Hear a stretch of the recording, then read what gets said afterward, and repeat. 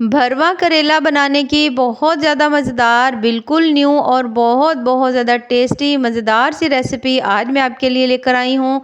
इस तरह से अगर आपने भरवे करेले एक दफ़ा बना लिए तो आपका इसे बार बार बनाने को दिल करेगा। बहुत ज़्यादा टेस्टी रेसिपी है, बहुत ज़्यादा मज़ेदार है और बिल्कुल ही यूनिक है और इससे करेले बिल्कुल भी कड़वे नहीं बनते। चलें जी, अपनी मज़ेदार और ज़बरदस्त सी रेसिपी को शुरू करते हैं। बिस्मिल्लाहिर्रहमानिर्रहीम। अस्सलाम वालेकुम। उम्मीद है आप सब ठीक होंगे। सबसे पहले हमने ले लिए हैं करेले। करेले तकरीबन मैंने 5 लिए हैं। पतले साइज़ के करेले लीजिएगा। ये करेले ज़्यादा कड़वे नहीं होते हैं। अगर आपने करेलों की कड़वाहट निकालनी हो तो मैं कुछ लिंक दे दूँगी डिस्क्रिप्शन में, आप वो रेसिपीज़ देखकर फॉलो कर लीजिएगा। इस रेसिपी में मैं इसकी कड़वाहट नहीं निकाल रही, तो रेसिपी जो है वो हम स्टार्ट करते हैं। पानी हमने कर लिया है बॉयल और उसके अंदर हमने अपने तमाम करेले जो है ना वो डाल देने हैं। साथ ही मैं टमाटर इसमें डाल रही हूँ। 3 मीडियम साइज़ के जो प्याज हैं वो भी हमने इसमें डाल देने हैं, यानी कि टोटल तमाम चीज़ें हमने इसमें डाल देनी है। कुछ इसके अंदर मैंने डाल दी हैं मिर्चें, मेरे पास लाल मिर्च थी, आपके पास सब्ज़ मिर्च हो, जो भी हो वो आपने इसमें डाल देनी है। डालने के बाद आपने इसको हल्का सा हिला लेना है ताकि तमाम चीज़ें पानी के अंदर अच्छी तरह से डिप हो जाएं। और उसके बाद हमने इसके ऊपर ढक्कन लगा देना है। ढक्कन लगाने के बाद हमने इसको पकने देना है कम से कम भी 10 मिनट के लिए।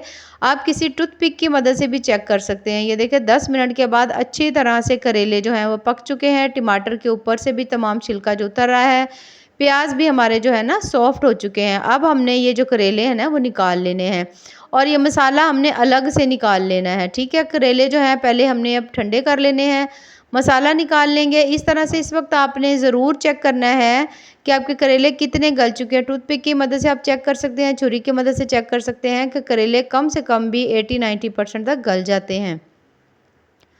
अब हमने इसकी स्टफिंग तैयार करनी है। थोड़ा सा घी लिया है, उसके अंदर हमने डाल दी हैं 3 मीडियम साइज़ के प्याज। प्याज बहुत ज़्यादा ब्राउन नहीं करने, हल्का सा कलर इनका चेंज करेंगे।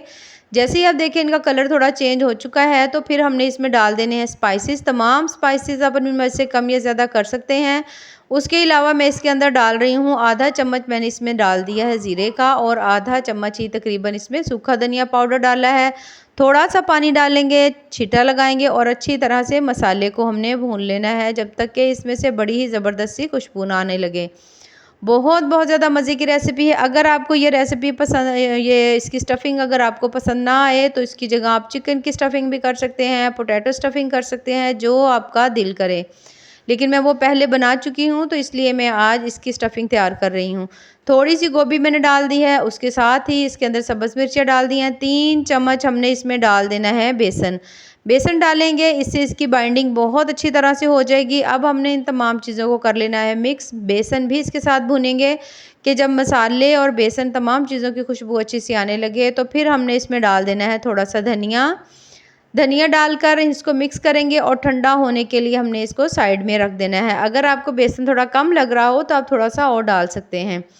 तकरीबन 10 मिनट ठंडा हमने कर लिया है करेले को। अब देख सकते हैं आप करेले अच्छी तरह से ठंडे हो चुके हैं और बहुत अच्छी तरह से गल भी चुके हैं, बस थोड़े से हार्ड रह गए हैं। वो भी अब जो हम नेक्स्ट हम स्टार्ट करेंगे उसमें ये भी सेट हो जाएंगे। छुरी लेंगे, उसके साथ हमने सेंटर में से कट लगाना है इसको।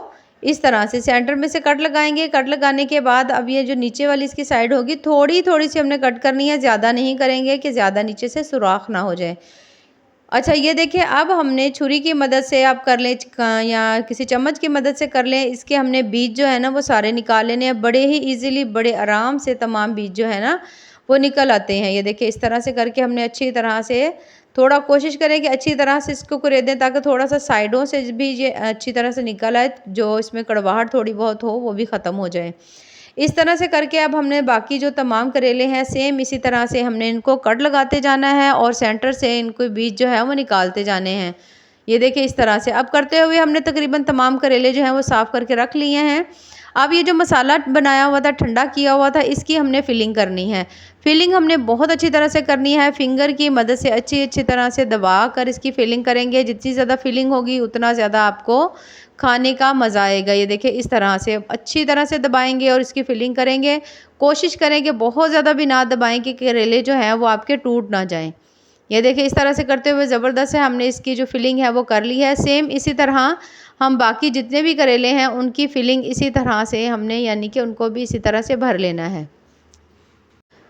अच्छी तरह से तमाम करेले जो हैं वो हमने भर के ये देखिए इस तरह से रख लिए हैं।